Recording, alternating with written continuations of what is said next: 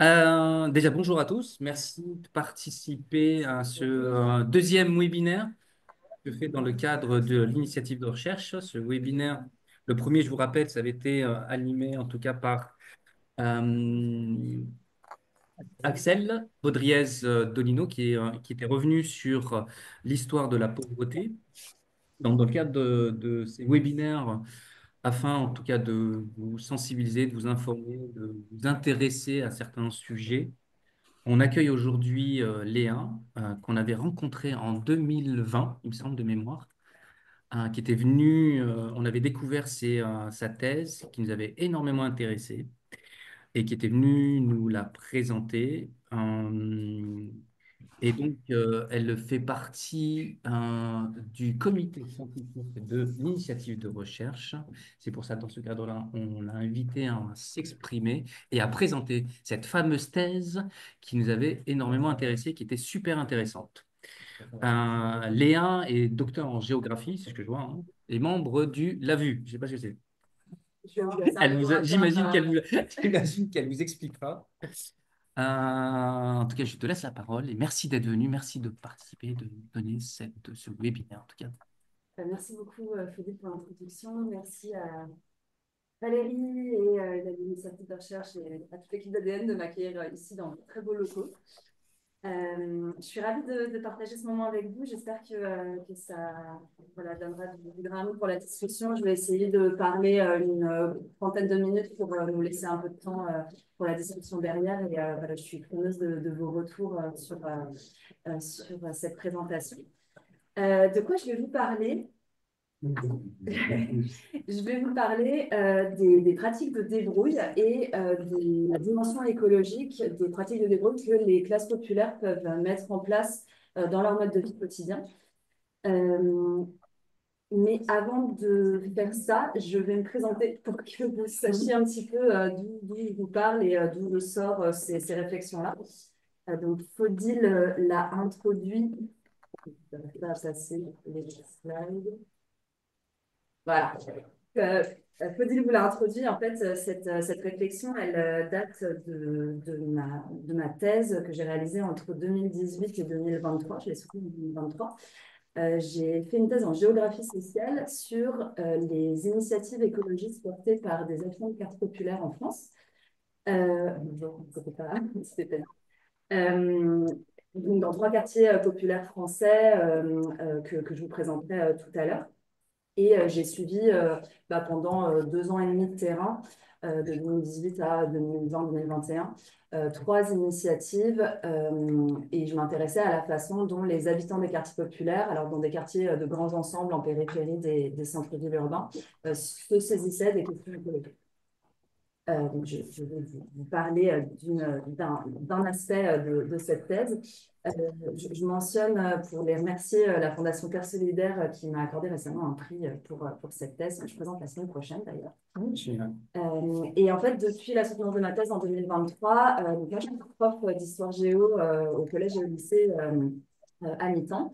Et je continue la recherche, mais disons à la limite du monde académique, je ne suis pas complètement dedans. Je suis toujours membre associé du LAVU, qui est mon laboratoire de recherche, un laboratoire en urbanisme, architecture, géographie et sociologie euh, à Nanterre, dans lequel j'étais était à Nanterre, toujours en lien avec ce laboratoire, mais je pratique la recherche dans des cadres un petit peu à côté de la recherche académique. Je vais vous présenter ces différents cadres. Le premier, c'est la Cabane de la Recherche. C'est une association qu'on a fondée avec des docteurs et des chercheurs de Nanterre principalement, et qui a pour vocation de mettre la recherche en sciences sociales au service de la société civile. Donc, on répond à des demandes de recherche issues de collectifs citoyens, d'associations qui se posent des questions de recherche et pour qui voilà, la recherche en sciences sociales pourrait être utile à leur action de terrain. Euh, Développe aussi des formations pro voilà, en essayant de rendre opérationnels les résultats de mes recherches précédentes pour des acteurs de la transition écologique et solidaire professionnelle plutôt sur le terrain lyonnais. Donc, je fais partie de l'Institut de Transition, qui est un institut de formation pro associatif à but non lucratif. qui forme à la fois des personnes en évolution pro qui souhaitent évoluer vers les métiers de la transition écologique et solidaire et des professionnels déjà ancrés dans ce secteur-là. Et donc, moi, je forme surtout sur les questions de mobilisation citoyenne, d'ancrage de l'écologie dans les territoires et pas seulement en quartier populaire. Mais ce qui m'intéresse maintenant, c'est plus largement comment est-ce qu'on fait pour que l'écologie, elle s'incarne dans nos territoires quotidiens. Et puis, il y a une troisième structure qui est l'association Asteria, dans laquelle je suis qui m'a beaucoup accompagnée pendant ma thèse aussi, et qui accompagne les personnes qui ont envie de s'engager bénévolement dans des assos, mais qui ne savent pas trop comment faire. Et donc, on essaye de lever les freins à l'engagement citoyen et de valoriser, d'encourager l'engagement citoyen sous toutes ses formes. Et dans ce cadre-là, on accompagne aussi des collectifs citoyens qui souhaitent développer des actions écolo et solidaires dans leur quartier. Donc voilà, en fait, je mentionne ces trois espaces-là parce que c'est des espaces qui ont beaucoup nourri mes recherches et qui m'aident aujourd'hui à poursuivre en fait cette réflexion la thèse est finie, mais la réflexion n'est pas tout à fait. Allez, j'en viens au vif du sujet. Donc moi, ce dont je voulais vous parler, c'était la façon dont les pratiques de débrouille des classes populaires peuvent connaître des formes d'écologisation. Et ce que j'ai appelé écologisation dans la thèse, c'est un double processus qui revêt deux dimensions. Il y a à la fois dans l'écologisation un processus de réduction de l'impact des pratiques, donc de réduction de l'impact environnemental de nos modes de vie. Ça, c'est un premier aspect de l'écologisation et c'est en général ce qu'on entend par écologisation dans le langage courant. Mais pour moi, il y a un deuxième aspect de cette écologisation qui est la requalification écologiste du sens qu'on donne à sa pratique. C'est-à-dire à quel moment la personne, quand elle a une pratique écolo, de réduction de son impact environnemental, elle lui accorde cette valeur-là. C'est-à-dire qu'elle se dit, en fait, je suis en train d'avoir une pratique écolo et cette pratique, elle a du sens dans une dimension de transformation sociale et écologique de la société, quoi. Donc, en fait, écologisation, dans cette dimension-là, ça traduit un petit peu le terme de politisation. C'est un processus de politisation des actes des personnes. Et donc, je vais essayer de vous montrer comment se passe ce processus dans les initiatives que j'ai suivies pendant ma thèse, à travers l'exemple de la seconde main, parce que dans l'initiative de recherche, on s'intéresse principalement aux objets, à la revalorisation des objets dont les personnes ne se servent plus. Et à la réduction du nombre d'objets qu'on a chez soi. Donc voilà, l'exemple de la seconde main qui était très présent sur tous mes terrains d'enquête, c'est une manière de s'engager pour l'écologie qui est hyper présente. Me semblait particulièrement nourrir en fait les réflexions qu'on a dans l'initiative de recherche sur la sobriété matérielle. Internet pour admettre tout le monde, aucun problème.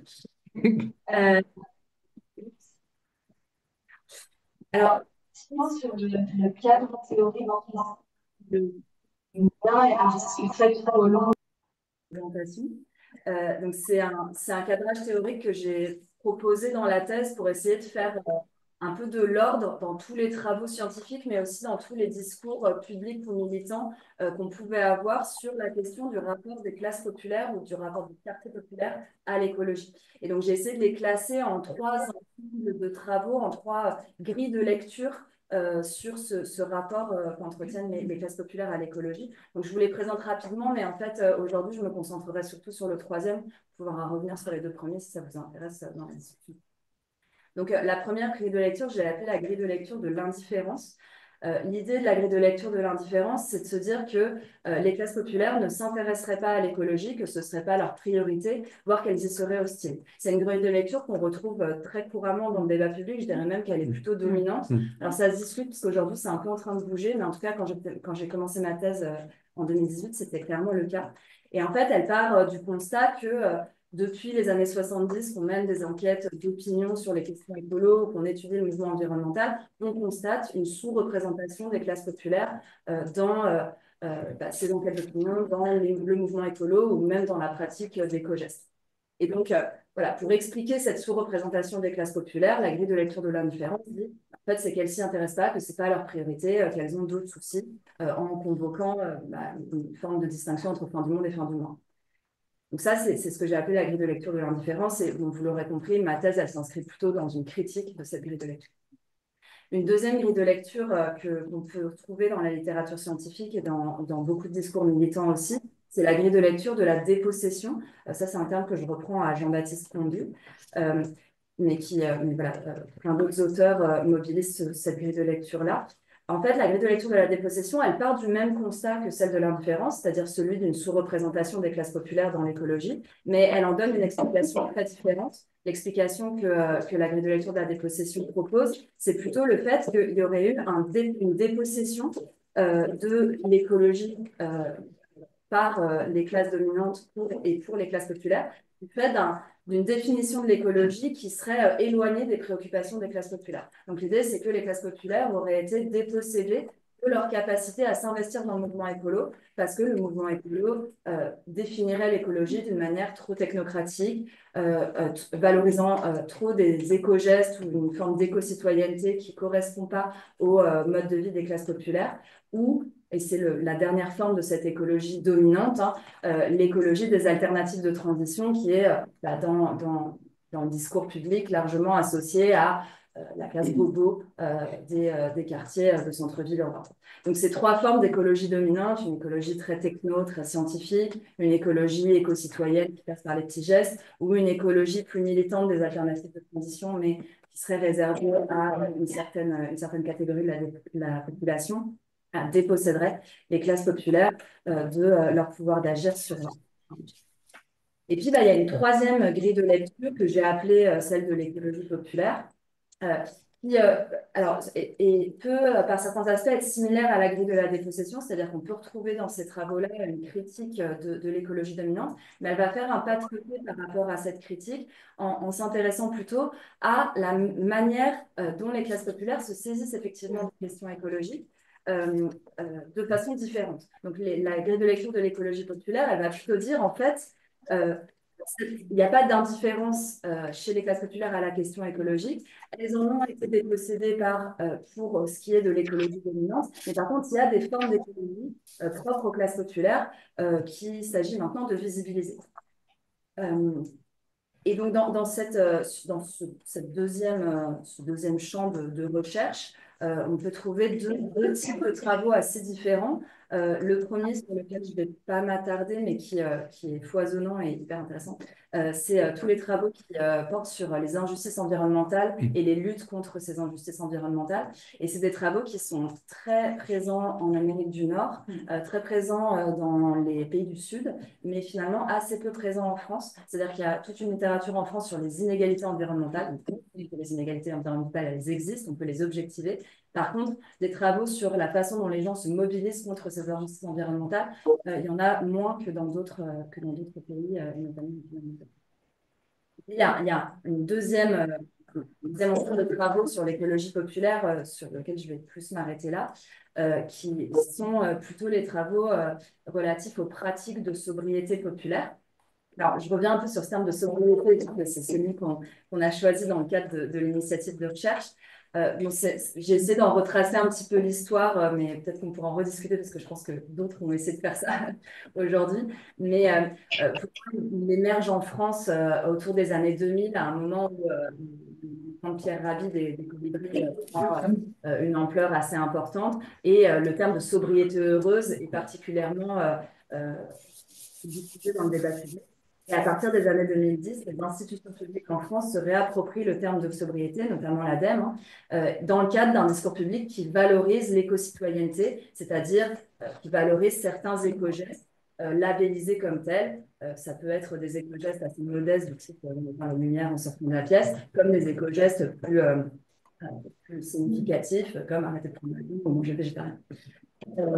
Et en fait, c'est éco-citoyenneté, cette valorisation des éco-gestes dans le discours, elle a fait l'objet d'une critique importante de la part de la grille de lecture de la dépossession, en disant que cette éco-citoyenneté avait fini par devenir chez les classes moyennes et les classes supérieures une stratégie pour se distinguer socialement. C'est-à-dire, donc, il y a certains auteurs qui parlent de distinction verte. C'est l'idée que les classes moyennes et supérieures se distingueraient désormais moins par la consommation d'objets de luxe, par exemple, mais que la distinction verte serait une nouvelle façon pour certaines classes moyennes et aisées de se distinguer en adoptant des éco-gestes revalorisés. Et la critique de la grille de la dépossession, que la grille de la dépossession porte là-dessus, c'est qu'en réalité, il n'y a pas chez les classes moyennes et aisées un transfert vers les éco-gestes, mais plutôt ils ajoutent les éco-gestes à une surconsommation qui demeure, puisque aujourd'hui, on sait très bien que les classes aisées et supérieures ont un impact environnemental beaucoup plus grand. On sait bien que leur adhésion aux pratiques des éco-gestes, en fait, est marginale par rapport au reste de la consommation. Donc voilà, ça s'inscrit un peu dans cette critique générale hein, de la valorisation de cette éco-citoyenneté. Et du coup, la grille de l'écologie populaire dit, mais en fait, l'impact environnemental des classes populaires, il est beaucoup plus faible. Donc, c'est bien qu'elles ont des pratiques éco-citoyennes, mais que ce ne sont pas les pratiques éco-citoyennes qui sont labellisées par le discours public et qui sont valorisées dans l'écologie de l'éco-citoyenneté, quoi. Et donc, on va renseigner les pratiques populaires de sobriété pour mettre en valeur le fait que les classes populaires ont des pratiques sobres environnementalement. Et donc, pour faire cela, en fait, c'est un champ scientifique qui appuie sur des travaux qui sont très anciens et qui n'ont rien à voir avec les travaux portant sur la écologie, qui sont des travaux de sociologie des classes populaires qui existent depuis les années 50 et qui ont très bien renseigné les modes de vie populaires, que ce soit sous la forme de la mécanique de rue, je pense aux travaux du collectif Rosa Bonheur à Roubaix, que ce soit la pratique des vides-greniers qui ont été très bien renseignés aussi, de la BIF. Donc, je ne sais pas si vous voyez ce que c'est que la BIF, mais c'est la pratique de récupérer dans les poubelles et de revendre dans des marchés informels. Les pratiques du jardinage qui a été très renseignées historiquement par Weber et depuis par Camille Robert-Boeuf, Lamia Berndewi, les pratiques de glanage aussi. Enfin, en fait, toutes ces pratiques populaires que la sociologie des classes populaires a renseignées. Et en fait, du coup, à partir de ces travaux-là, certains mobilisent une grille de lecture écolo pour désigner ces pratiques, en disant, en fait, ces pratiques-là, ce sont des pratiques authentiquement écologiques, et donc on peut parler de sobriété populaire. Et ça a la vertu d'élargir les pratiques relevant des éco-gestes, les pratiques d'éco-citoyenneté, au-delà des pratiques distinctives qui, on l'a montré, peuvent être discriminantes. Alors, moi, je vois quand même deux problèmes à ça. Le premier, c'est que en posant l'étiquette écologiste sur des pratiques de débrouille populaires, on traduit des contraintes économiques en choix politiques. Caroline Lejeune, par exemple, a parlé de sobriété imposée, c'est-à-dire que du coup, ce n'est pas par choix que les personnes ont ce type de pratique, mais bien parce qu'on ne laisse pas le choix de faire autrement. Et si les personnes avaient la possibilité de faire autrement, peut-être qu'elles adopteraient des pratiques plus proches de la norme consumériste qui est dominante aujourd'hui. Et par ailleurs, du coup, ça vient valoriser une forme d'inégalité sociale contre laquelle voilà, on essaie plutôt de lutter, quoi. Donc, il y a quand même un problème politique à poser cette étiquette-là sans finesse. Il y a un deuxième problème pour moi qui est peut-être d'un ordre plus scientifique, qui est le risque d'idéaliser les pratiques populaires. C'est-à-dire qu'en fait, toutes les pratiques de débrouille ne sont pas écolo, ni en termes d'impact, ni en termes de sens. Et donc, il faut quand même pouvoir distinguer en fait les différentes pratiques qu'on observe. Par exemple, il y a 1000 manières de faire du jardinage. On peut faire du jardinage en mettant des pesticides et en ayant une pratique tout à fait intensive, y compris dans son propre potager, quoi. Faire du jardinage ne signifie pas qu'on soit écolo. Il faut regarder un petit peu plus en détail ce qui revêt la pratique. Et donc, ce que je vous proposerai là, c'est de distinguer en fait entre pratique populaire, pratique écologique et pratique écologiste. Et la distinction que je fais entre écologique et écologiste, elle permet d'étudier les deux parts de l'écologisation, les pratiques d'une part et le sens de l'autre. C'est-à-dire qu'on va appeler écologique une pratique populaire de débrouille qui a un faible impact écologique, qui va dans le sens d'une réduction de l'impact écologique. Et on va appeler écologiste cette pratique qui non seulement est écologique au sens de l'impact, mais est aussi écologiste au sens du sens, en termes de sens. Donc, toutes les pratiques populaires ne sont pas sobres et écologiques, Et toutes les pratiques écologiques ne sont pas écologistes au sens de politique. Donc, c'est ça que je vais essayer un peu de vous retracer à partir de mes terrains. Et donc, ces terrains d'études, quels sont-ils? J'en ai eu 3 dans la thèse, mais je vais partir pour cette présentation seulement de 2. Je vais vous parler du vide-grenier de la régie de quartier de Saint-Denis, qui est donc situé à Saint-Denis, dans le nord de Saint-Denis, dans le quartier Floréal-Saussay-Courtille, à la limite de Stains. Et c'est un terrain qui a fait l'objet d'une enquête ethnographique avec des entretiens et des observations participantes, mais aussi d'un projet photographique que j'ai mené avec le photographe Jean Larive et le soutien de TriSpace, qui est un projet de recherche international, dont je vous montrerai certaines productions photographiques. C'est pour ça que je le montre. Et donc, ce vide-grenier, c'est quoi? C'est un lieu de réemploi en pied de tour, en pied de barre d'immeuble dans le quartier, qui a été ouvert par la régie et dans lequel les habitants du quartier peuvent donner des objets dont ils n'ont plus usage. Et ces objets sont triés par la régie et revendus à petit prix aux visiteurs et aux visiteuses du vide-grenier. Donc, c'est un lieu de réemploi et c'est aussi un lieu de convivialité forte dans le quartier, c'est-à-dire qu'on y offre le café, on peut s'y poser des heures. Donc ça, c'est le premier terrain. Et le deuxième terrain, il est situé à Vaux-en-Velin, donc c'est une commune en banlieue lyonnaise, dans le quartier du Mas du Taureau, qui est un quartier populaire historique de la politique de la ville, c'est-à-dire qu'il a été classé en biographie prioritaire dès les années 80. Et ce que j'ai étudié dans ce quartier-là, c'est une espèce de tiers-lieu qui ne portait pas ce nom-là. On pourra y revenir sur est-ce que ça porte le nom, voilà, le nom écolo ou pas, quoi. Mais en tout cas, il ne portait pas ce nom-là. Il s'appelait la Maison pour Agir. Et c'était un lieu animé par une association qui s'appelle Anciella, qui ne l'anime plus aujourd'hui. Aujourd'hui, la Maison pour Agir a été reprise par le bailleur social qui mettait le lieu à disposition. Donc, Anciella ne l'anime plus, mais le lieu existe toujours. Ce lieu accompagnait toutes les initiatives habitantes du quartier ou plus largement de la ville portant sur les questions de solidarité et d'écologie. Donc, c'était un lieu où il y avait un foisonnement d'initiatives assez différentes. Et moi, je vous parlerai surtout d'initiatives qui ont trait à la question des objets. Un atelier de récup et de revalorisation des déchets qui avait pour but de refabriquer des objets à partir de matériaux de récup, quoi. Et l'organisation d'une gratiféria, c'est-à-dire un événement du tout gratuit, une espèce de vide-grenier gratuit, quoi, où on peut donner des objets et en reprendre d'autres gratuitement. Voilà pour les terrains. Alors, je rentre dans le vif. Je voulais partir déjà des pratiques de débrouille populaire, donc je vous en ai présenté quelques-unes, et la seconde main, le fait de récupérer des objets dont d'autres ne veulent plus et de les réutiliser, ça fait partie de ces savoir-faire de débrouille. Les réparer aussi, les raccommoder, c'est aussi un savoir-faire de débrouille important. Et pour autant, ce savoir-faire de débrouille, il n'est pas toujours écologique, c'est-à-dire qu'il n'a pas toujours un impact environnemental tout à fait vertueux. Alors, je vais vous prendre l'exemple du vide-grenier, qui avait un certain nombre de limites écolo, dont les principaux organisateurs étaient parfaitement conscients, et qui sont d'ailleurs des critiques qu'on peut adresser aux ressourceries, qu'on entend beaucoup adresser aux ressourceries et à la seconde main en général.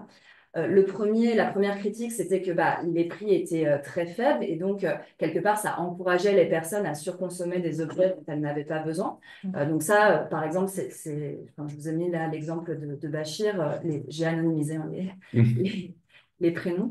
L'exemple de Bachir, qui était une personne qui venait très régulièrement au vide-grenier.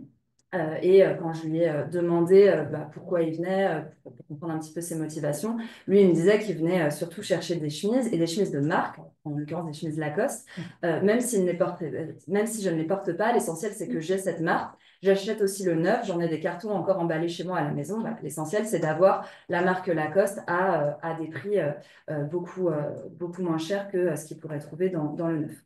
Donc voilà, là, on voit qu'il n'y a pas spécifiquement de remise en cause de la norme consumériste. Voilà, je veux dire, il n'y a pas de jugement de valeur là-bas, et là-dedans, il faut juste l'acter, quoi. Mais c'est tout à fait OK de vouloir avoir des chemises Lacoste, surtout dans un cadre où c'était aussi une marque de distinction, en fait, pour la personne. Une deuxième critique qu'on peut faire sur le plan de la dimension écologique du vide-grenier, c'était le fait qu'on jetait beaucoup au vide-grenier. C'est-à-dire qu'en fait, il y avait peu d'espace pour stocker et donc il fallait à un moment se débarrasser de certains objets pour pouvoir en accueillir d'autres. Et le fait de jeter, enfin moi j'étais bénévole au vide-grenier et donc j'ai un peu assisté dans le dur aux arbitrages qu'il y avait sur le choix de jeter ou de ne pas jeter. Et je sentais bien que pour un certain nombre de bénévoles, voilà, c'était un vrai déchirement en fait de jeter, parce que le vide-grenier était là pour justement ne pas jeter, quoi. Et pour autant, les conditions faisaient qu'on ne pouvait pas se permettre. Et puis aussi, il n'y avait pas ni de temps, ni d'argent, ni d'espace pour réparer les objets. Ça, c'est la grosse différence du vide-grenier avec une ressourcerie. On ne réparait pas au vide-grenier. Euh, et donc, quelque part, le vide-grenier restait tributaire d'un système de production qui surproduit des objets soit inutiles, soit de mauvaise qualité, soit les deux. Et on venait à remettre sur le marché, quelque part, sur le marché de seconde main et sur un marché de personnes à faible moyen économique, des objets qui n'étaient pas des objets de qualité. Et donc ça, c'était aussi une vraie contradiction en fait dans l'objectif politique du vide-grenier. Donc il y avait une tension entre la fonction sociale et la fonction environnementale au vide-grenier. Cela dit, une fois qu'on a souligné le fait que toutes les pratiques de débrouille ne sont pas forcément des pratiques écolo, il faut quand même souligner que les savoir-faire de débrouille peuvent souvent être le point de départ de pratiques écologiques dont l'impact environnemental est effectivement réduit. Donc, toutes les pratiques de débrouille ne sont pas des pratiques écologiques, mais en revanche, elles peuvent constituer un socle assez fort pour réduire petit à petit l'impact environnemental de sa pratique. Et ça peut se faire, à mon sens, de deux manières principales. C'est les deux premières que j'ai mises sur le PowerPoint ici. Soit par approfondissement de la pratique, c'est-à-dire que, en fait, petit à petit, au vide-grenier, quand on va au vide-grenier, en fait, on systématise sa pratique de la seconde main et ce qui devenait occasionnel quand on échangeait des objets avec sa famille ou ses voisins, en fait, devient systématique, c'est-à-dire que le vide-grenier devient le principal apport d'objets pour un foyer. Et puis, on l'étend à d'autres objets potentiellement. On n'est plus seulement sur les habits des enfants, on est aussi sur la vaisselle, sur les petits meubles, parce que le vide-grenier était quand même assez étroit, donc il n'y avait pas de gros meubles. Ça pouvait être aussi sur des livres, des fournitures scolaires, etc. Donc, on l'étend à d'autres objets. Et puis, le vide-grenier favorisait aussi des pratiques de location ou de troc, de quasi-troc, parce que les prix étaient tellement peu chers qu'en fait, les personnes, parfois, achetaient quelque chose pour le garder 2 semaines et après le redonnaient au vide-grenier pour qu'il continue sa seconde vie, sa troisième vie, sa quatrième vie. Donc, c'était en fait presque une forme d'objet-tech. Une deuxième manière de réduire l'impact écologique de la pratique, c'est par percolation sur d'autres pratiques. C'est-à-dire que ce que me disaient certaines personnes au vide-grenier, c'est que le budget, les économies réalisées sur les objets en allant au vide-grenier les acheter, permettait de libérer un budget pour d'autres pratiques écologiques et notamment l'alimentation. Parce que l'alimentation, pour le coup, avoir une alimentation écologique, ça reste plus cher qu'une alimentation dans le système agro-industriel classique, quoi. Et donc, voilà, cette libération d'un budget par la seconde main permettait de l'affecter à d'autres pratiques qui, pour le coup, étaient des pratiques écologiques. Par ailleurs, la seconde main, c'était aussi un vrai moyen d'apprendre à réparer. Et donc, les personnes, à partir de leur pratique de la seconde main, apprenaient de nouveaux savoir-faire qui leur permettaient de faire percoler, là encore, ces nouveaux savoir-faire sur d'autres pratiques. Mais bon, la motivation pour approfondir cette pratique écolo et pour la faire percoler dans d'autres pratiques écolo, en fait, cette motivation, elle est très souvent à chercher dans le sens que les gens donnent à cette pratique. C'est-à-dire qu'on ne va pas avoir la motivation d'approfondir ou de percoler très longtemps si on n'accorde pas à ces pratiques un sens, une valeur qui nous motive, en fait, personnellement. Et donc, c'est là où j'en viens à le deuxième mouvement. Hein, comment est-ce qu'on passe de pratiques écologiques aux pratiques écologistes?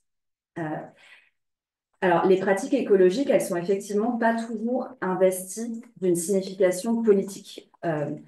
parfois, les personnes me disaient plutôt que leur motivation était économique, mais plus souvent, elles me disaient quelque chose d'un petit peu différent. Elles me parlaient du bon sens. En fait, elles me disaient, je fais ça parce que c'est du bon sens de le faire ou c'est naturel de le faire, etc. Donc là, c'est ce que me dit, par exemple, Sarah. Donc là, Sarah, c'est une bénévole de la Maison pour Agir à Vaux-en-Velin. On me dit, bah, ma mère recyclait déjà à l'école, à l'époque, pardon, c'était une nécessité. Avant de jeter un pantalon, qui récupérait les boutons, les fermetures éclair. Ma mère, quand un pantalon de mon père était abîmé, elle le déchirait, elle faisait un autre pantalon pour mon frère. C'est rien d'extraordinaire, c'était quelque chose de naturel. Donc vraiment, mobilisation du registre du bon sens, quoi. Et en fait, le bon sens, il est apparu très très souvent dans mes enquêtes et il peut être assez vite retraduit en sens politique. En fait, du bon sens à l'écologisme au sens politique du terme, bah, il y a un peu qu'un pas parce qu'on trouvait à partir du bon sens des discours critiques à l'égard de l'éco-citoyenneté, donc à l'égard d'une écologie dominante vécue comme très stigmatisante par les personnes. Donc là, ce discours de Sarah, il nous montre bien, ce n'était pas une mode. Sous-entendu, en fait, votre éco-citoyenneté, c'est pas très authentique, c'est un style de vie, quoi. Euh, tout ce que vous faites aujourd'hui, donc là, le vous, c'était moi et d'autres bénévoles de la Maison pour Agir, donc j'étais l'écologiste de service dans cette histoire. Tout ce que vous faites aujourd'hui, il n'y a rien d'extraordinaire. Dans les magasins, on ne trouvait pas tout ça, tu le faisais et c'est tout, quoi. Donc là, on trouve dans son discours bah, une critique d'une forme d'écologie bah, qu'elle juge en fait superficielle, quoi. Et en fait, a raison, puisque la grille de la dépossession a bien montré que bah, c'était effectivement une adoption des éco-gestes à la marge qu'on retrouvait chez les classes moyennes et aisées. Donc, un premier discours critique à l'égard d'une écologie dominante qui met en cause les inégalités sociales et les inégalités symboliques à l'égard de l'écologie. Et puis, un deuxième discours critique qu'on ne trouve pas dans cet extrait d'entretien, mais dans d'autres, à l'égard du consumérisme cette fois-ci, en disant, mais en fait, la surconsommation n'a pas de sens, elle va à l'encontre du bon sens. Et donc, il y a énormément d'extraits d'entretien qui montrent une forme de dégoût et presque d'incompréhension face à des modes consuméristes de rapport aux objets. Et là, ce que Sarah met en avant quand elle a ce type de discours, c'est elle, sa capacité à se débrouiller, justement. Et Sarah, c'était une personne qui touchait l'aide alimentaire, qui avait eu plusieurs accidents de vie, notamment de santé, qui l'avait mis dans une situation économique très difficile et qui avait vécu au cours de sa vie un certain nombre d'épisodes de grande pauvreté.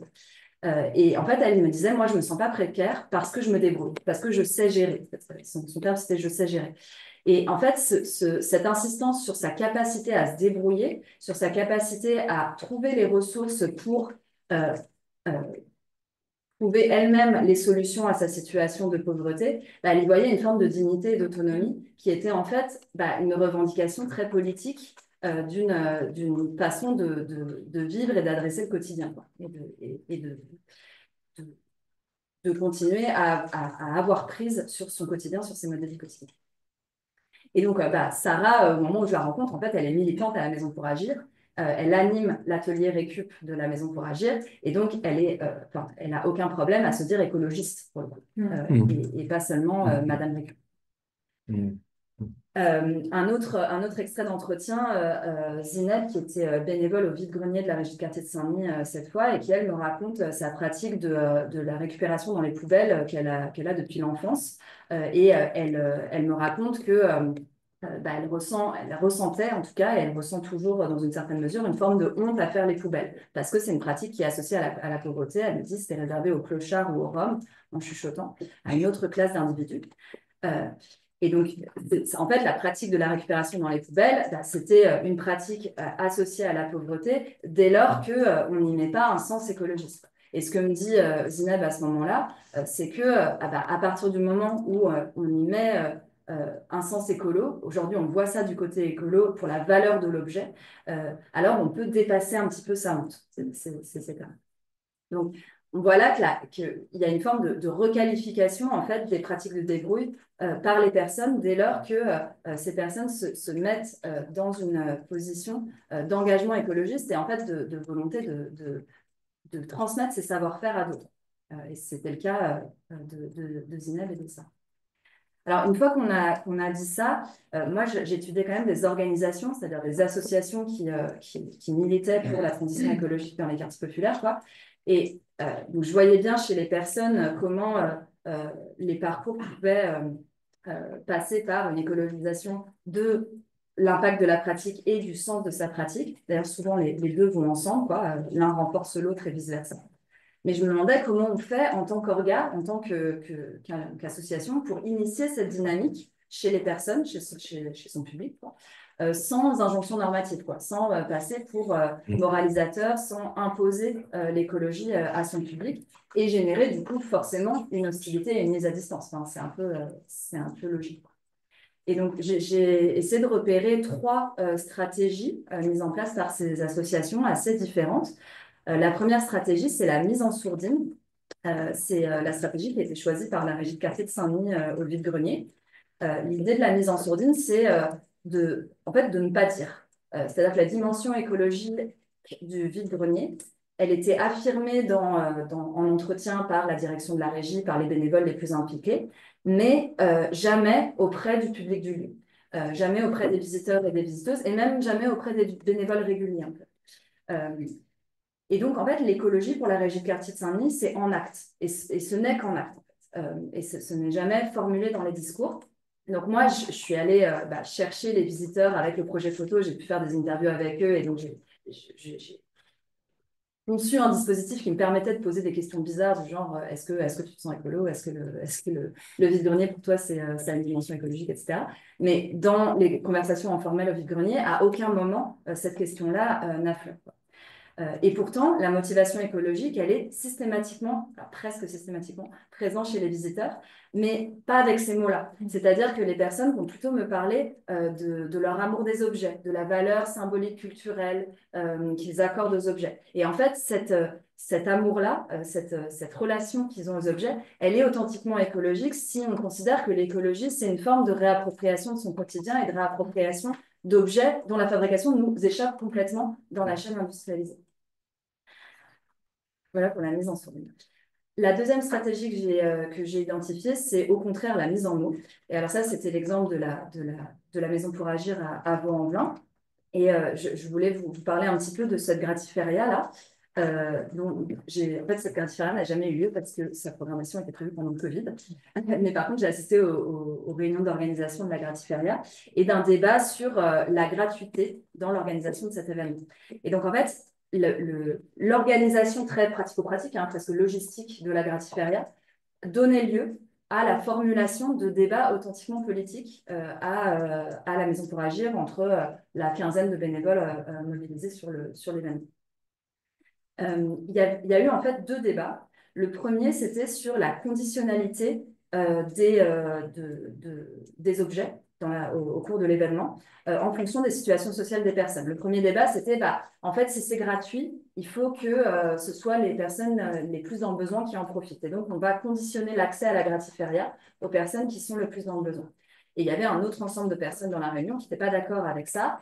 Et c'est le premier extrait d'entretien que je vous mets. Pour moi, c'est important que cet événement ne soit pas que social. Une personne qui gagne 10 000 euros par mois, mais qui n'a pas envie d'acheter neuf parce que ça lui tient à cœur de ne pas gâcher, en fait, elle peut venir aussi. Et donc là, en fait, ce que la personne affirmait, c'était la dimension écologique de l'événement. En fait, on fait cet événement pour favoriser le réemploi et pour aussi tenir un discours sur la gratuité, sur le fait qu'on a envie qu'il y ait un certain nombre de choses qui sortent de la marchandisation. En fait. Et donc, pour ça, il faut que ce soit ouvert à tout le monde et il ne faut pas que ce soit un événement social. C'est le terme qu'elle utilise. Il y a eu un deuxième débat au cours de cette réunion sur la question de la limitation des besoins. Donc ça, on retrouve la critique qui est souvent adressée à la seconde main. En plus, là, c'est gratuit, c'est même pas à petit prix, c'est gratuit. Donc, les gens, en fait, vont amasser des objets alors qu'ils n'en ont pas besoin et on va perdre notre message écolo de sobriété, quoi. Et donc, là, ce qui a été discuté, c'est est-ce qu'on met une limite au nombre d'objets que les personnes peuvent prendre? C'est hyper compliqué parce que, évidemment, ça dépend des objets. On ne met pas la même limite si tu prends un body de bébé ou si tu prends un meuble, par exemple. Donc ça posait tout un tas de questions. Et en fait, un certain nombre de personnes n'étaient juste pas d'accord pensaient que ce n'était pas à l'organisation, à l'association de mettre la limite, que ça devait être les personnes qui se mettaient elles-mêmes la limite. Et par contre, le rôle de l'association, c'était d'accompagner les personnes à avoir une réflexion, à avoir une autocritique en fait sur notre capacité à savoir où s'arrête notre besoin et où commence la surconsommation. Donc là, c'est le deuxième extrait d'entretien. On n'est pas habitué à la gratuité, donc on a tendance à tout prendre puisque tout peut être utile. C'est une manière, c'est une manière d'amener les gens à réfléchir sur ce dont ils ont vraiment besoin. Donc voilà, c'était cette deuxième posture qui était de se dire, en fait, nous, on va être là, bénévoles, et on va parler aux gens, discuter avec les gens pour essayer de les amener à mettre eux-mêmes la limite au nombre d'objets. Et puis, si ça marchera, si ça marche pas, ils prendront 20 objets, et puis, tant pis, en fait, et tant mieux pour eux. Troisième et dernière stratégie, la mise en scène. Alors, la mise en scène, c'était présent en fait chez les deux initiatives. C'est l'idée que la dimension écolo ne va pas passer par les mots, mais va passer par les gestes, les actes, les lieux, les personnes. C'est l'idée d'incarner en fait les valeurs écolo par les lieux et les personnes qui les font vivre. Et ça, c'était très présent au vide-grenier. Quand vous arrivez au vide-grenier, vous avez l'impression d'entrer dans une espèce de caverne d'Ali Baba. Et en fait, cet amour des objets dont je vous parlais tout à l'heure, il est sensible, en fait. Il n'y a pas besoin de l'exprimer, finalement. Quand on entre au vide-grenier, on a envie de savoir d'où viennent ces objets, à quoi ils servent. Il y avait toujours une espèce de curiosité, mais chez tous les visiteurs et visiteuses, de l'histoire de l'objet, de son parcours, de sa vie, en fait. Et ça, il n'y avait pas besoin ni de le dire, enfin, il y avait juste besoin que le lieu soit accueillant et permette cette impression d'amoncellement d'objets de caverne d'Hannibal. Donc ça, c'était incarné par le lieu. Et puis à la Maison pour Agir, là, je vous ai mis une petite photo de la fresque qui avait été réalisée dans la grande salle de réunion de la Maison pour Agir, qui était une fresque qui représentait le quartier du Mas du Taureau avec tout un tas d'habitants qui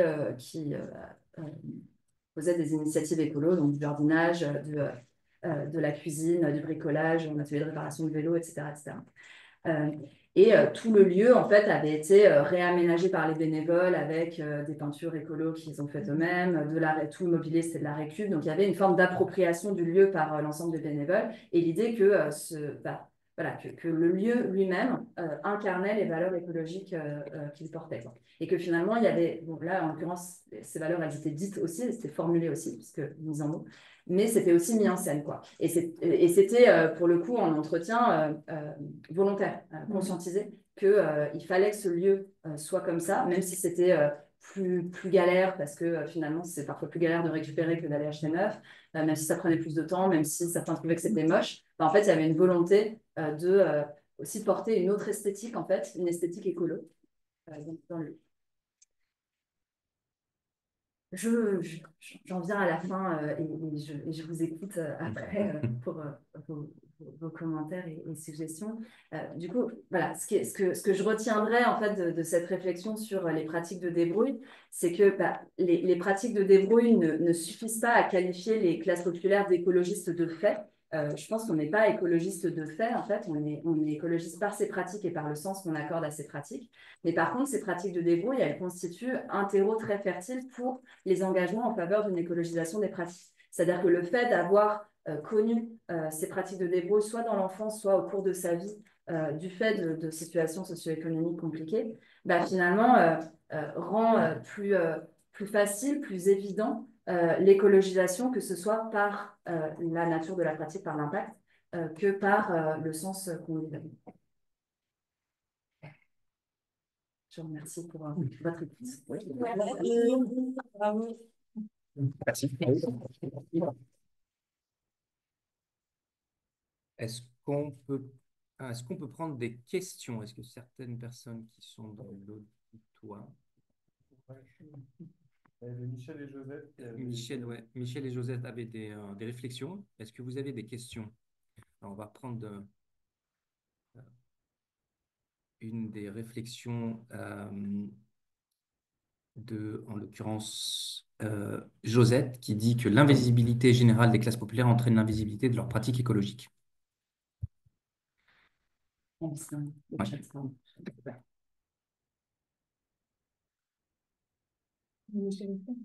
Et Michel, oui, oui, on va commencer.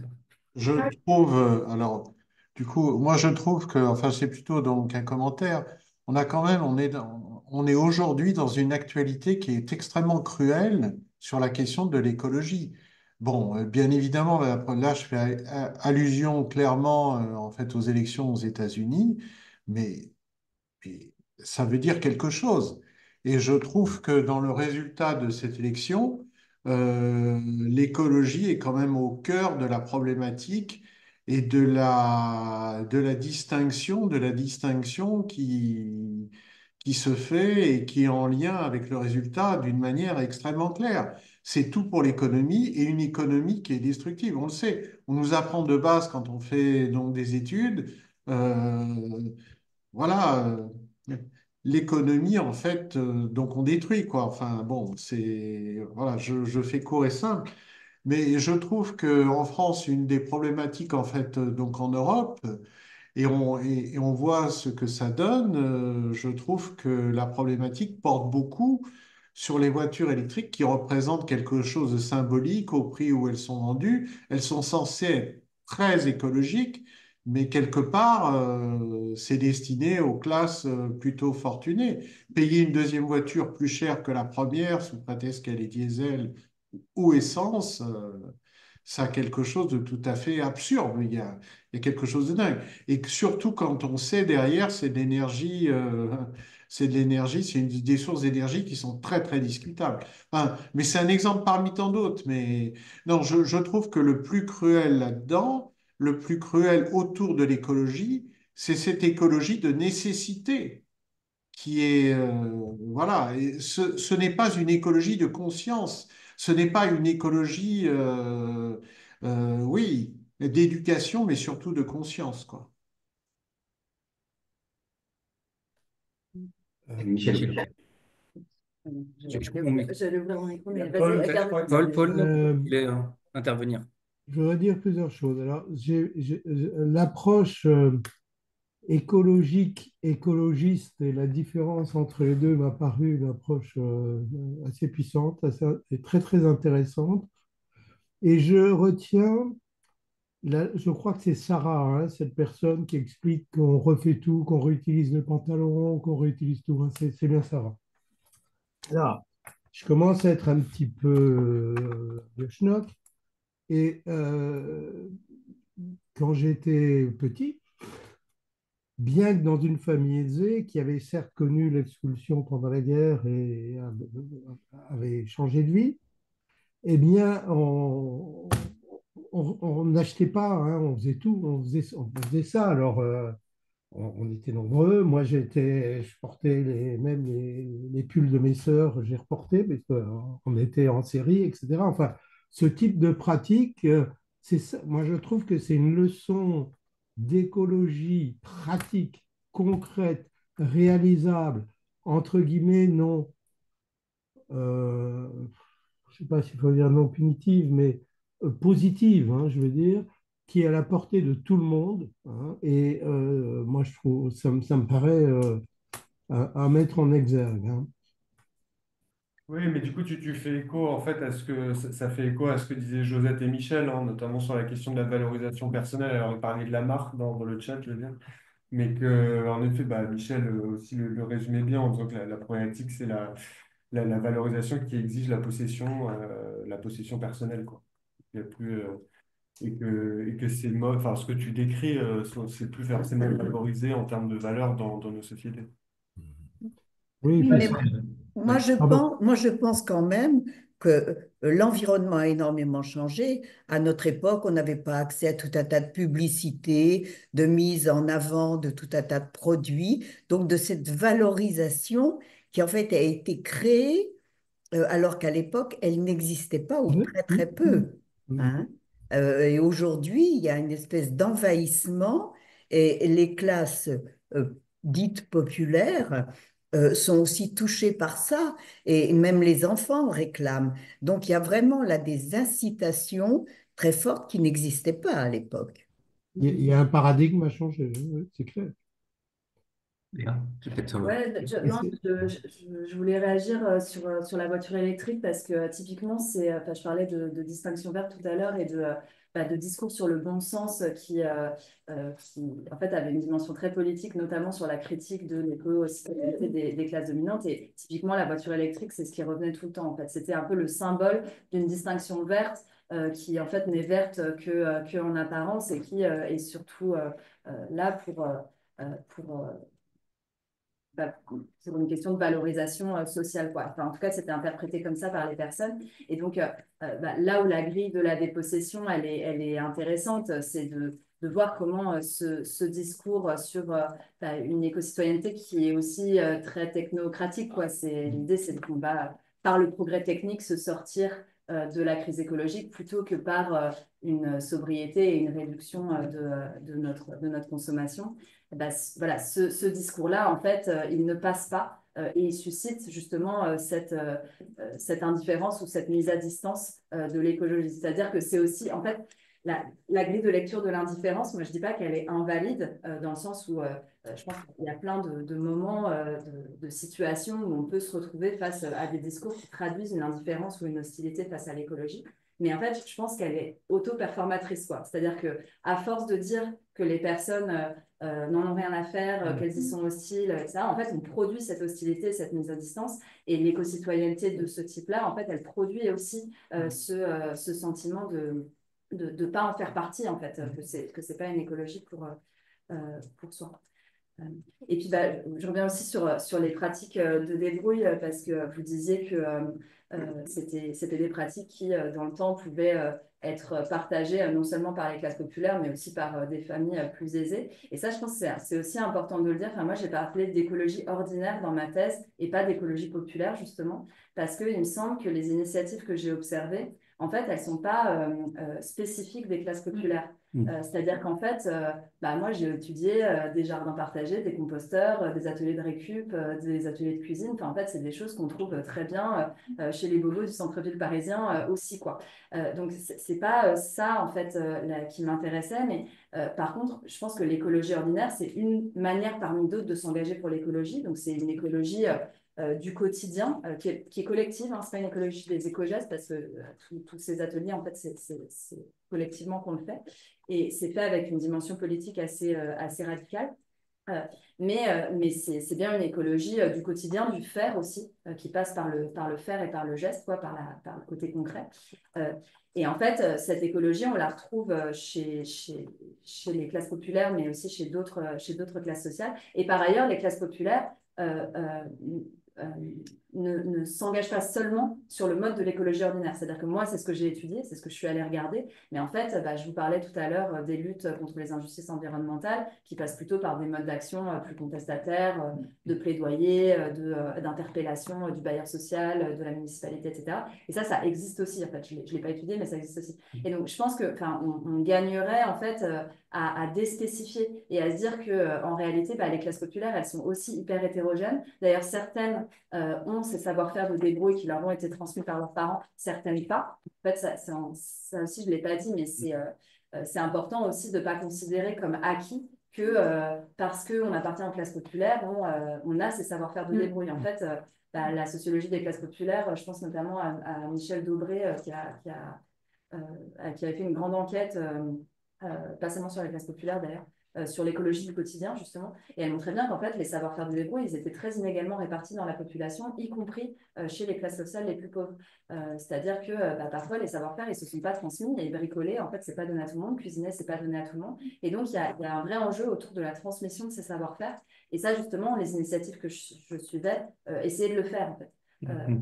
Et c'est en ça aussi qu'elles étaient politiques et collectives, c'est-à-dire que bah, elles avaient mis le doigt sur cette nécessité, en fait, si on veut euh, généraliser ces pratiques d'écologie ordinaire, bah, il va falloir que les gens sachent le faire. Et en fait, c'est pas inné, c'est pas un don qu'on reçoit à la naissance, c'est quelque chose qui s'apprend pas. Et donc, il faut des espaces pour l'apprendre. Après, Léa, un petit commentaire. J'ai été surpris au fond, surtout par rapport à l'argumentation que vous développez, qui, enfin, c'est les constats en premier lieu, moi je les trouve très très intéressants, y compris toute la sémantique que vous avez, c'est vraiment profond, quoi. Je suis surpris d'une chose, et à la fois je peux peut-être le comprendre, mais il y a quelque chose qui me manque là.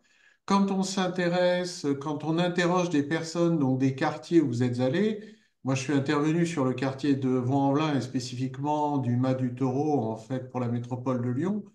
Donc, c'est un secteur que je connais un peu. Et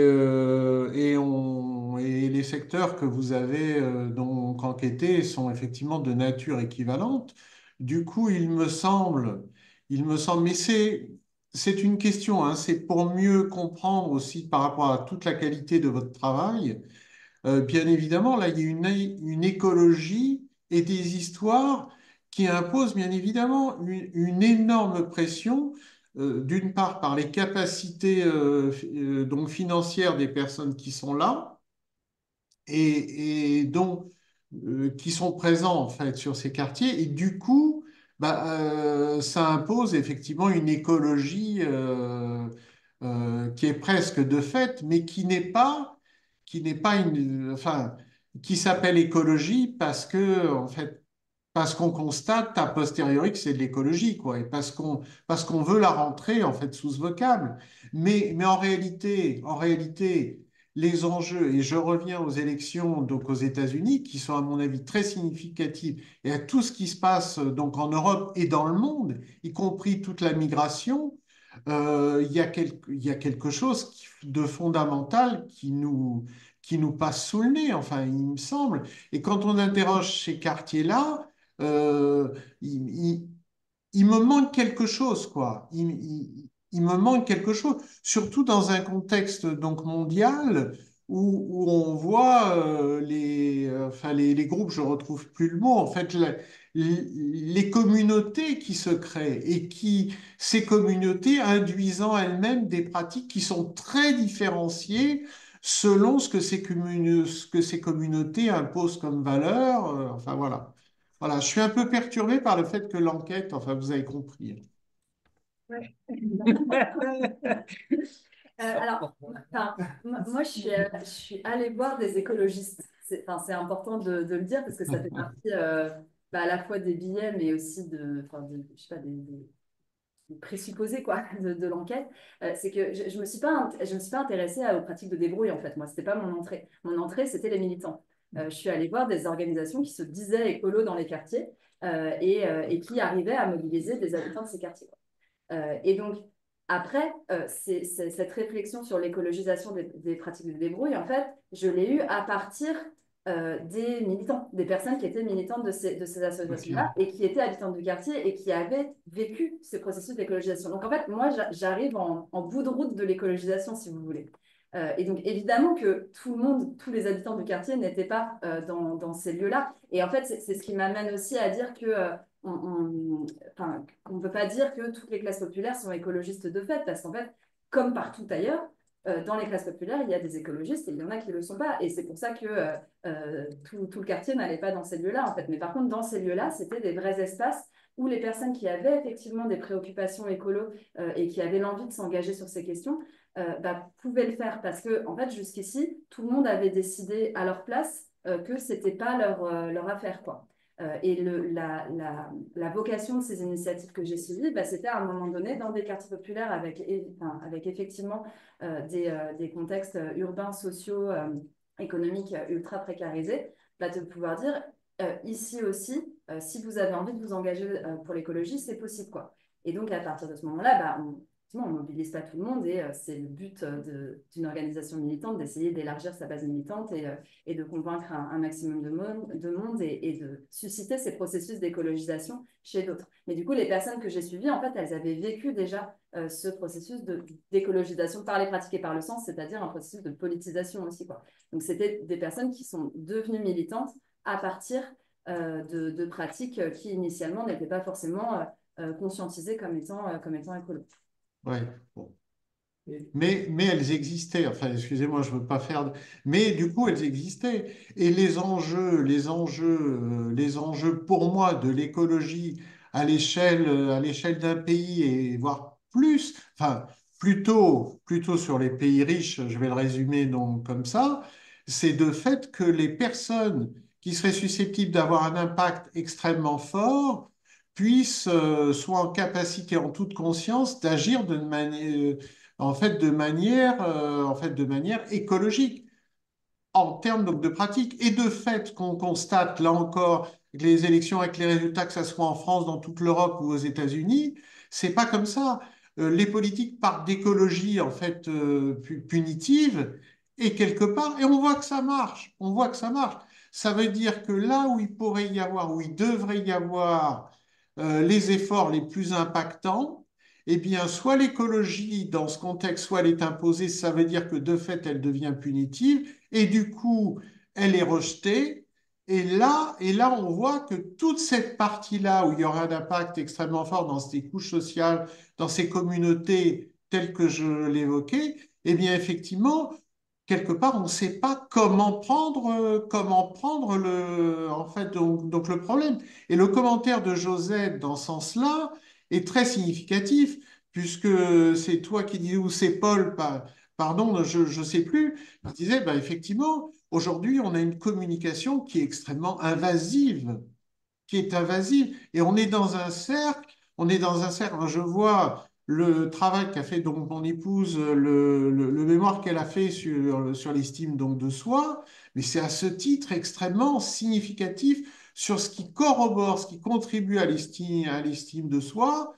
Eh bien, effectivement, c'est lié à ce que j'ai envie, à ce que, et voilà, donc, etc. Enfin, il y a quelque, voilà, ce qui me perturbe vraiment, j'ai compris le cheminement que vous avez suivi, mais du coup, on voit que les enjeux en termes d'écologie, de mon point de vue, sont un petit peu à déplacer, c'est-à-dire le raisonnement ne doit pas être lié à l'obligation, parce que quelque part, elle est de fait, avec d'autre part des blessures aussi qui se révèlent à ce stade.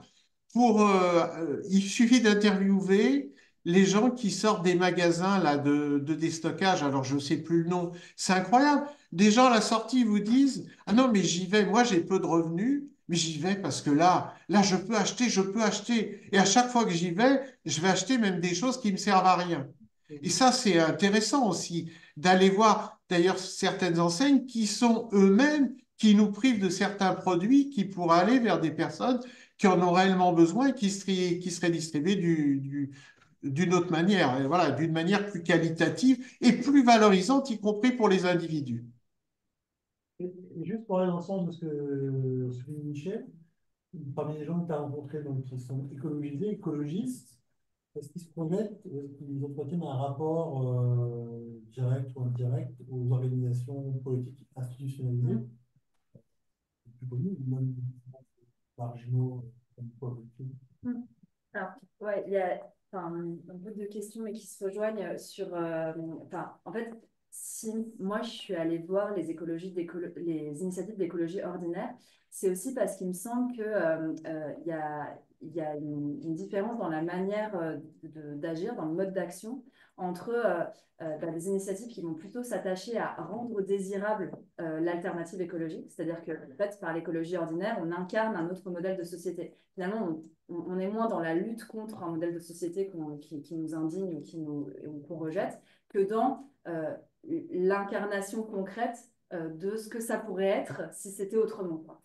Et donc, moi, c'est ça que je suis allée voir. Et en fait, au début, ce n'était pas ma démarche. Au début, ce que je cherchais, c'était plutôt des luttes contre les injustices environnementales, en fait. Et j'ai déplacé mon objet de recherche euh, parce que, en fait, en 2018, quand je commençais tout juste ma thèse, bah, des luttes contre des injustices environnementales sur le mode de la lutte contestataire, j'en ai trouvé, mais elles peinaient à mobiliser les habitants de quartiers populaires dans lesquels elles s'inscrivaient.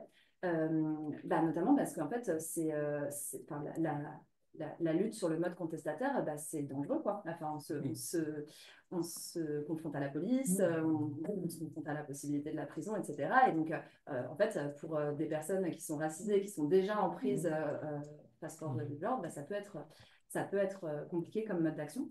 Et puis, par ailleurs, il y a une autre raison, je pense, c'est que les initiatives d'écologie ordinaire que j'ai suivies, en fait, c'est des initiatives qui, fondamentalement, permettent aux personnes de voir très rapidement l'impact de leur action et donc de retrouver du pouvoir d'agir, en fait, ou en tout cas de retrouver la preuve qu'elles en ont, là où, dans plein de domaines de nos vies, mais là, je parle de tout à chacun, en fait, on a été dépossédés de notre capacité à avoir prise sur notre quotidien. Enfin, en fait, on ne sait pas comment sont fabriqués nos vêtements, on ne sait pas comment cuisiner tout un tas d'aliments, on ne sait pas comment ils sont produits, on ne sait plus les jardiner nous-mêmes. Enfin, en fait, il y a plein de processus dont l'industrialisation nous a privés en fait, dans notre rapport au quotidien.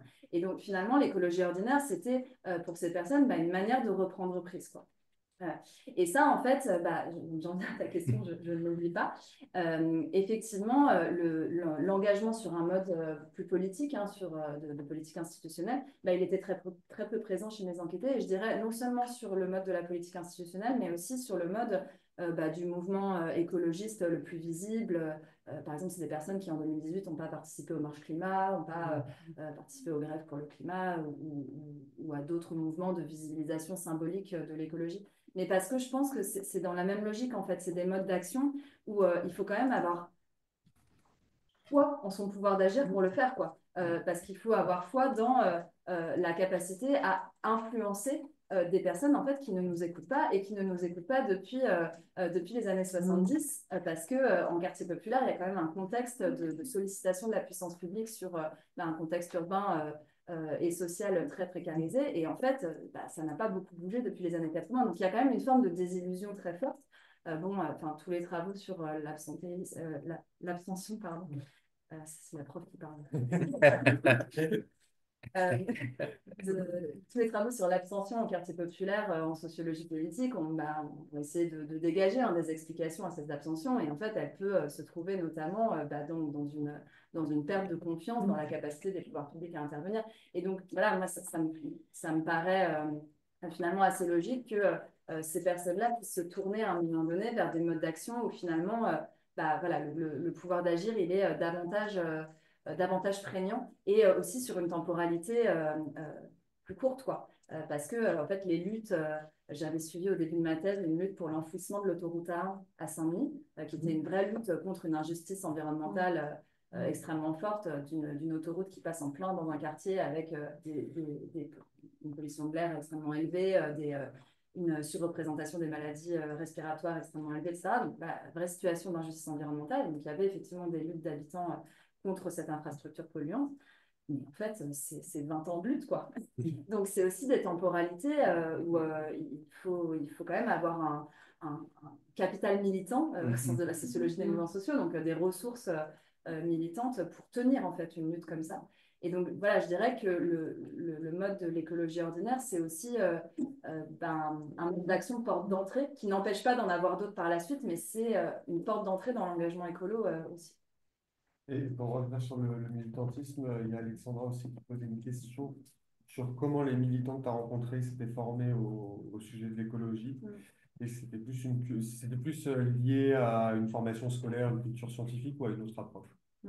Ouais, non, c'était pas tellement une culture scientifique ou scolaire, même si c'est des éléments que les associations dans lesquelles elles étaient pouvaient apporter. Pour le coup, j'ai assisté, j'ai observé un certain nombre de formations. euh, les associations organisaient des petites formations en fait, sur des enjeux, ça pouvait être sur la cuisine, et donc il y avait une personne qui venait expliquer les vertus alimentaires de certains aliments, par exemple. Ça pouvait être sur la revalorisation des déchets électroniques aussi. Il y a quand même un vrai enjeu technique, donc là, il pouvait y avoir des formes de formation. Mais c'était pas tellement comme ça que le savoir était transmis, c'était plutôt par le faire, en fait. Ouais, du concret, quoi. Par le concret. Et puis, la transmission générationnelle, intergénérationnelle était aussi très forte. Typiquement, les savoir-faire de débrouille et leur impact sur l'environnement. Je pense notamment à toutes les initiatives de nature. C'était des choses qui venaient souvent des parents ou de la famille avec une forte valorisation des mères et des grands-mères sur la transmission des savoir-faire. Et est-ce que tu avais identifié des différences parce que tu dis ça pouvait être de la transmission intergénérationnelle aussi. Est-ce que ça pouvait être lié à des spécificités culturelles? Je dis ça parce qu'il y a Ségolène qui assistait là et qui a travaillé sur ces sujets. Oui, tout à fait. Là, je me suis centrée sur les pratiques de débrouille, mais il y a d'autres déterminants sociaux, on pourrait dire ça comme ça, en tout cas d'autres facteurs qui expliquent l'engagement écologiste des personnes que j'ai rencontrées, parmi lesquelles l'expérience de la migration était très présente. alors de la migration et ou du voyage, en fait. En tout cas, de la confrontation à des inégalités nord-sud extrêmement présentes. En fait, donc, soit les personnes étaient issues la première génération arrivée sur le territoire français et donc avaient appris de leurs parents des pratiques agricoles ou artisanales développées dans d'autres pays. Je pense notamment à des pays du Maghreb ou à des pays d'Afrique subsaharienne. Et donc là, c'était les parents qui transmettaient les savoir-faire issus du pays natal et les personnes pouvaient revenir par des voyages réguliers au pays natal et redévelopper ces savoir-faire dans le pays. Ça, c'est des personnes qui avaient elles-mêmes connu la migration et qui, du coup, avaient été agricultrices, avaient été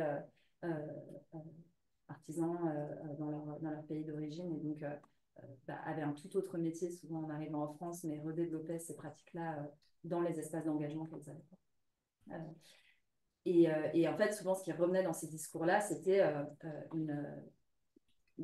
une prise de conscience en arrivant en France et en se confrontant aux inégalités de développement de l'impact en fait sur des modes de consommation du Nord sur les pays du Sud. Et je pense notamment à un discours critique très fort d'une militante de la Maison pour Agir qui venait de Martinique et qui me parlait de l'affaire du chlordécone en Martinique. Où là, il y avait une vraie forme d'écologie décoloniale en fait dans son discours, même si elle ne l'exprimait pas comme ça. Mais voilà, avec un discours critique sur les modes de vie du Nord qui avaient des répercussions très concrètes sur sa famille en petit. Et ça rajoute un niveau de complexité du coup. Ouais. Parce que c'est pas juste quelque chose, c'est pas juste un sujet de politique nationale ou autre, ça devient plus global. Et je suppose que c'est pas les mêmes, on n'arrive pas aux mêmes conclusions, au même combat. Enfin, je suppose quand on a cette vision. Oui, là, l'exemple de la Martinique est tout à fait criant. Là encore, c'est absolument affreux ce qui se passe là-bas. L'écologie, quelque part, s'est imposée, la conscience écologique s'est imposée par rapport à la souffrance de non-démarche adéquate en fait, dans l'agriculture, a entraîné effectivement une conscience et une révolte très, très justifiée, monumentale. Et là encore, on est dans quelque chose, dans quelque chose qui s'impose à la conscience, au fond, d'une communauté, parce qu'il y a une souffrance de cette communauté qui est absolument, qui est terrible. C'est un vrai scandale. Les terres de la Martinique sont effectivement polluées pour des dizaines et des dizaines d'années. Et donc, là encore, il y a quelque chose qui s'est imposé. Voilà, là, la conscience écologique sur ce sujet-là est liée à la Martinique. Mais alors, à quel prix? Et c'est quand même ça qui est terrible. Cette écologie devient dans un contexte comme celui-ci ou dans d'autres contextes, partout, elle devient quelque chose d'extrêmement... la conscience écologique est venue à la source d'une souffrance. Et ça, c'est une vraie problématique pour l'écologie, une véritable problématique. Moi, je n'ai pas entendu un politique, des experts de cette notion s'attaquer réellement à ce sujet. On est complètement... voilà. Donc, c'est facile après, pour certains politiques, de dire tout et n'importe quoi. Oui, tout à fait, mais enfin, là, on dépasse la question écologique, mais l'action des émotions, et notamment des émotions négatives et de la colère, enfin négative, on s'entend. Non, mais... En fait, la colère a une vertu très importante dans le renforcement du pouvoir d'agir et les mouvements sociaux, mais clairement, enfin, la colère est un moteur d'engagement extrêmement fort chez les personnes. Et moi, ce que j'ai trouvé intéressant et que à quoi je ne m'attendais pas, c'est que dans mon imaginaire, la colère menait forcément à des modes d'action contestataires, en fait, de l'ordre de l'interpellation des responsables, en fait, du désastre qui a été connu. Et en fait, ce que j'ai pu remarquer avec ces initiatives d'écologie ordinaire, c'est qu'il y avait plein de personnes en colère, en fait, parmi les militants auprès de qui j'ai enquêté. Mais pour autant, le mode d'action qu'ils choisissaient n'était pas celui de la lutte, mais plutôt celui de l'alternative concrète au quotidien, quoi. Donc en fait, les deux sont possibles et la colère peut générer plein de modes d'action différents. Parce que là, on n'est plus donc à la Martinique, on peut voir, on peut se souvenir du film de Brokovich avec cette célèbre actrice, etc., qui fait des procès où les gens, dans des souffrances telles que les gens vont être indemnisés, recevoir des millions en fait, de dollars. Mais quelque part, donc à la Martinique, et entre autres, et pas que là, les conditions juridiques ne permettent pas à ces gens même regroupées, donc d'agir pour obtenir quelque part des indemnisations et des changements auxquels et des aides auxquelles elles auraient effectivement droit. Non mais on marche sur la tête, quoi. On marche sur la tête. Donc l'écologie apparaît comme un mensonge et pour moi entraîne un certain nombre de choses que l'on peut voir donc aujourd'hui sur le plan politique, j'y reviens encore. Et c'est dramatique, on ne sort pas de ce cercle vicieux, c'est incroyable. Il y a une lâcheté, je trouve qu'il y a une lâcheté, en fait là je me lance dans des tirades, mais il y a une lâcheté en fait des politiques en fait quant à ça. Et il faut essayer, enfin, je pense qu'il y a sûrement un travail pour le coup de recherche à faire sur ces incohérences, voilà, sur ces incohérences. Les gens sont dans l'incapacité, en fait, de se défendre face à des situations comme celle-là, face à des situations comme à la Martinique. Merci Et Michel. Il le y a beaucoup de corollaire questions. qui fait que ça a progressé, c'est aussi parce que non, si je le dis, je vais plus vendre mes bananes aussi. Ça, c'est un truc, c'est terrible, ça aussi. Mais Michel, bon, on a une question de Valérie. Oui. Merci en tout cas pour ton intervention. C'est vraiment sans transition. Oui. excusez-moi, je parle. Etc. Merci Léa pour toutes ces recherches qui sont passionnantes. Moi, j'ai plein de questions. Mais je vais vous poser des questions. C'est pas des questions, c'est des remarques et c'est en tout cas en t'écoutant, forcément, ça te fait prendre du recul. Est-ce que tu peux parler un peu plus fort? Oui, je peux parler plus fort, pardon. Et déjà, moi, je me suis posé la question, enfin, je trouvais que, mais c'est aujourd'hui que ça m'est venu à l'esprit, je me demande si le mot débrouille, on dit pratique de débrouille, mais finalement, à toi, tu dis pratique ordinaire. Parce qu'en fait, en disant débrouille, j'ai l'impression que ça peut enjoliver la pratique aussi. C'est-à-dire que débrouille, c'est assez positif, je suis autonome, je me débrouille de tout, etc. C'est vrai que pratique ordinaire, ça, finalement, ça lisse plus et ça neutralise, je trouve. Donc, mais c'est là, vraiment, c'est des réflexions, hein, c'est même pas des questions, ce sont des réflexions.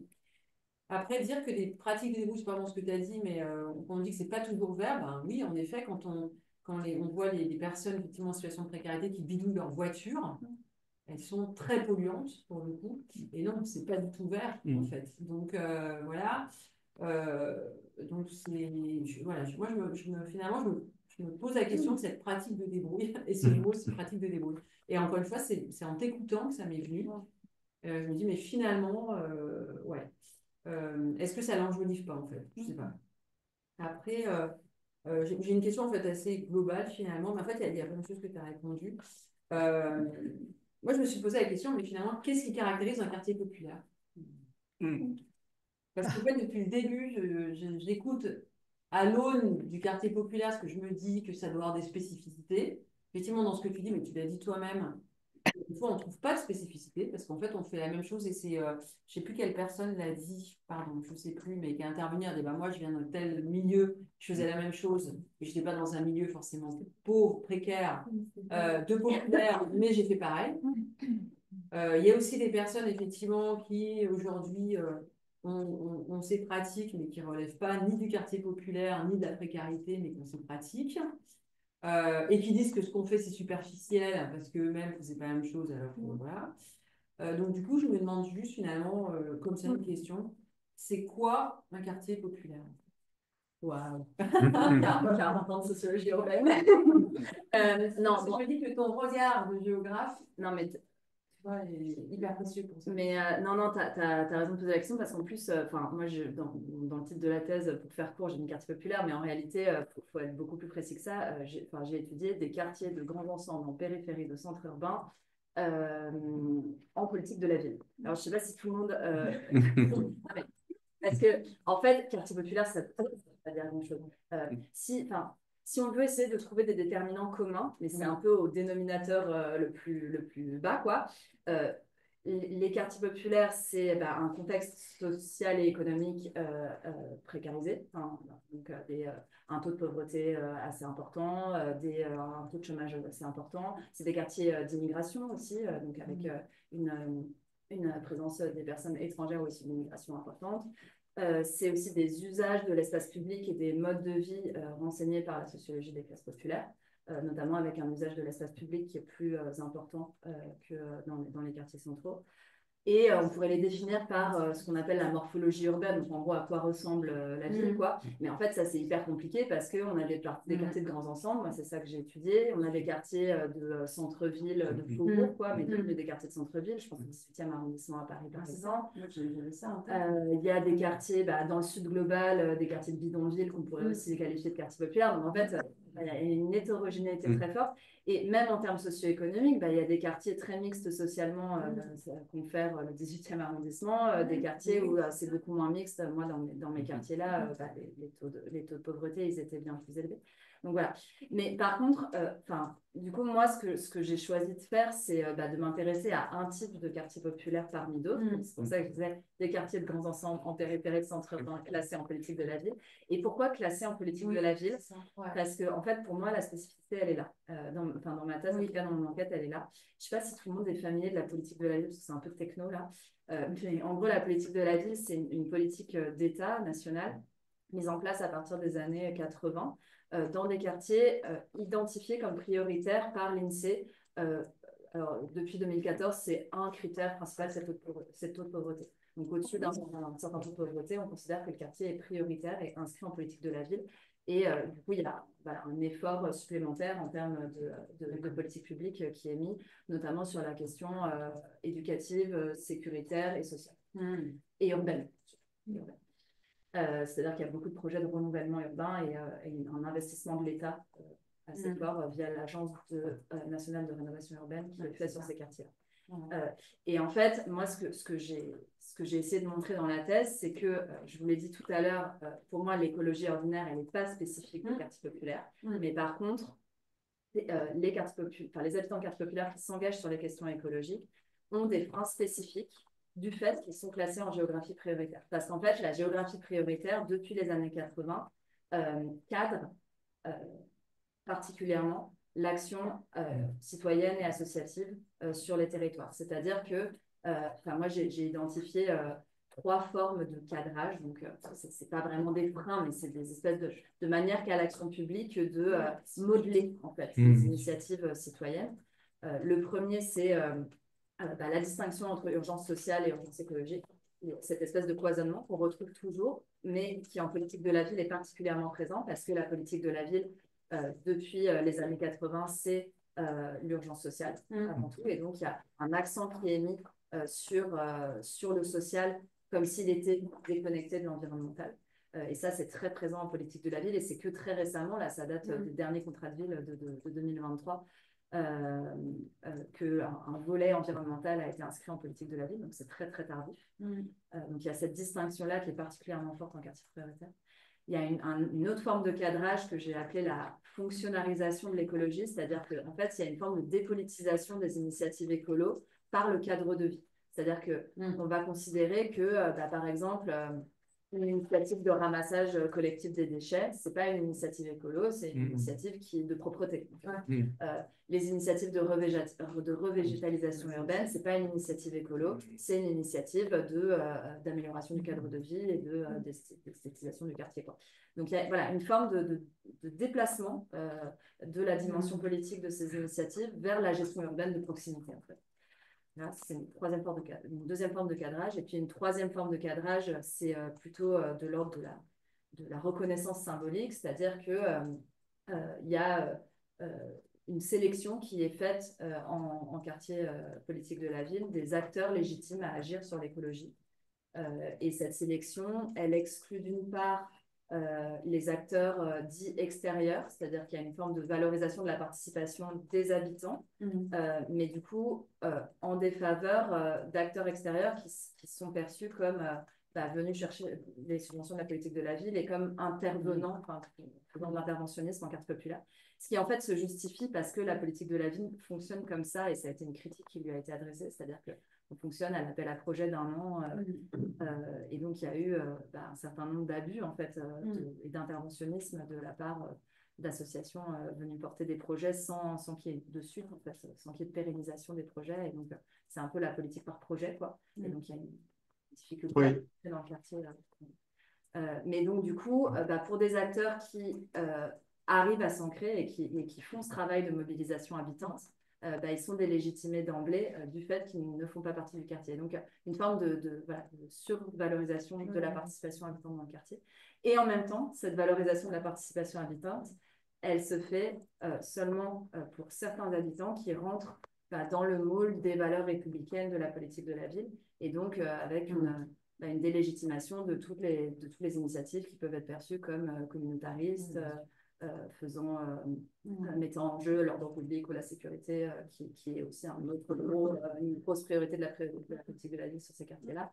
Et en fait, du coup, ça délégitime un certain nombre d'associations ou de collectifs citoyens qui s'appuient sur des liens sociaux de proximité et de convivialité forts, qui peuvent être des liens religieux, qui peuvent être des liens de pays d'origine issus de l'immigration, et qui sont en fait des liens hyper importants pour mobiliser. Enfin, c'est la base de la mobilisation citoyenne, en fait, ces liens-là, et qui ensuite, évidemment, peuvent toucher d'autres personnes qui nous ressemblent moins. Mais en fait, une règle de base de la mobilisation, c'est qu'on mobilise d'abord les gens qui nous ressemblent, et après, on élargit. Et donc, en fait, il y a besoin de ces espaces, de ces communautés, mais au sens anglo-saxon du terme, c'est-à-dire de ces groupes sociaux soudés entre eux, qui ont des formes d'entraide et de solidarité. Et ça, c'était des formes de mobilisation qui n'étaient pas légitimes dans ce cas. Ok. Ouais. Pardon, Merci. ça fait pour super, hein. Merci. Alors, j'ai bien vu ta main levée, Michel, mais je pense qu'on va conclure, en tout cas. Pas de souci. Non, c'est juste une chose. La sortie, l'enjeu, c'est la mixité sociale. Oui. La loi SRU devrait Michel, bon, répondre à honnêtement, parce ça, que il n'y répond pas. oui, on comprend. Enfin, bref, pour avoir discuté avec On va plein de être maires, obligé m'être engueulé de avec finaliser eux, quand même. c'est une honte. C'est gentil, en tout cas. Non, Merci. c'est pas gentil. Pardon, oui, je suis pas gentil, je suis désolé. Mais si, toi, tu es gentil. Non, non, tu es gentil, toi. Excuse-moi. En tout cas, Excusez-moi. merci pour vos questions. Merci Michel pour tes réflexions. Merci les participants. Merci Valérie. Et un grand merci surtout à toi, Léa. Ça a été en tout cas très intéressant. On a compris un peu, en tout cas, l'objet de ta thèse et ce qu'il y avait en filigrane. C'est la politisation aussi de l'écologie populaire. Merci à vous pour la présentation. Merci. Merci beaucoup. Merci, Léa. Le prochain, Bravo. on a un prochain webinaire. On n'a pas exactement la date, On a- c'est en février. Voilà. Avant, entre guillemets, les vacances pour tout le monde, donc faut qu'on regarde juste les on va se mettre. Mais voilà, c'est en février. Voilà. On va communiquer massivement très rapidement. On va avoir donc un prochain webinaire en février et avec un invité surprise. Voilà. D'accord, super. Merci bien et Merci. bon teasing. Merci et à bientôt. Merci, Merci à à toi, bientôt. Faudil. Merci, Léa. Merci à tous.